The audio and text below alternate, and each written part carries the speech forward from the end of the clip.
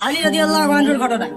আল্লাহ নবী বললেন শেষ রাতের বেলা, আগামীকাল বাদ ফজর আমি এমন একজনের হাতে পতাকা দিব যাকে আল্লাহ ভালোবাসেন, তার রাসূলও ভালোবাসে, যে নিজে আল্লাহকে ভালোবাসে, রাসূলকে ভালোবাসে।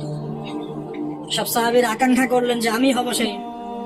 ওমর ইবনে খাত্তাব মনে করছেন আমি মনে হয় সেই সাহাবী। সকালে উঠে নবী সাল্লাল্লাহু আলাইহি ওয়াসাল্লাম সাল্লাল্লাহু আলাইহি ওয়াসাল্লাম, আলী ইবনে আবি তালিব কোথায়? নামাজে আসেনি কেন? বলা হলো তার চোখ উঠেছে, চোখে অনেক প্রবলেম, চোখ ফুলে গেছে, কষ্টে আসতে পারেনি। ডেকে নিয়ে আসা হবো। নবী সাল্লাল্লাহু আলাইহি ওয়াসাল্লাম মুখের লালা থুতু এভাবে নিয়ে তার চোখে লাগিয়ে দিলেন।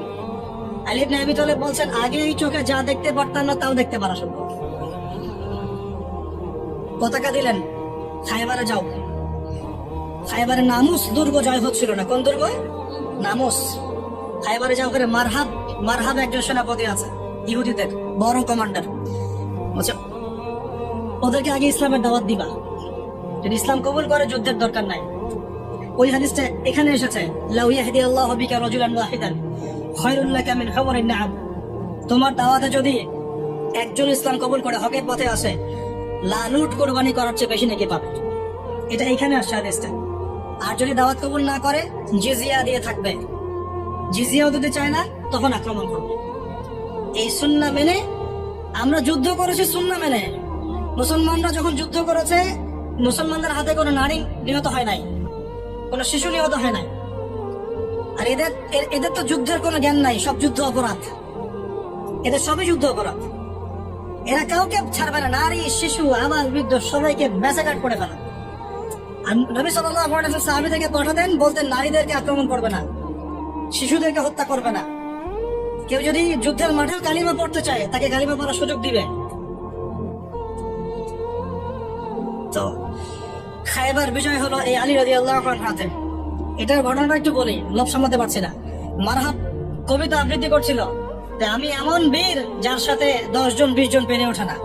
আর আলী ইবনে আবি তালিব বলছিলেন আমিও সেই মায়ের সন্তান যে আমার নাম রেখেছে হায়দার। ওই যে আলী হায়দার নাম শুনেছেন? হায়দার।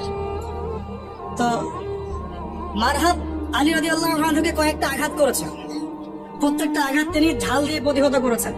এক পর্যায়ে এটা হিস্ট্রির মধ্যে আসছে, এটা কোন হাদিসের দলিল না, হিস্ট্রির মধ্যে আসছে। আলী রাদিয়াল্লাহু আনহুর হাত থেকে ঢালটা পড়ে যায়। ঢাল বুঝতে পারছি কি? ঢালটা পড়ে যায়।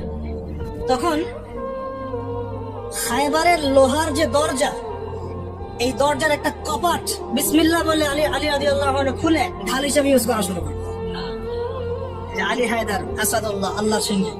আল্লাহ পাক তাকে এত শৌর্য শক্তি দিয়েছিলেন বলার মতো না। মানে এটা বলতে গেলে আমরা আলাদা লেকচার লাগবে। আলী ইবনে আবি তালিবকে নিয়ে কথা বলতে হবে। মানুষ যার জীবনী পড়লে ঈর্ষা হয়। একদম ছোটবেলা থেকে নবী সাল্লাল্লাহু আলাইহি ওয়াসাল্লামের সাথে ছায়ার মতো ছিলেন। আর হাদিস এসেছে কিয়ামতের মাঠে সবচেয়ে দ্রুত হিসাব হবে আলী রাদিয়াল্লাহু আনহু।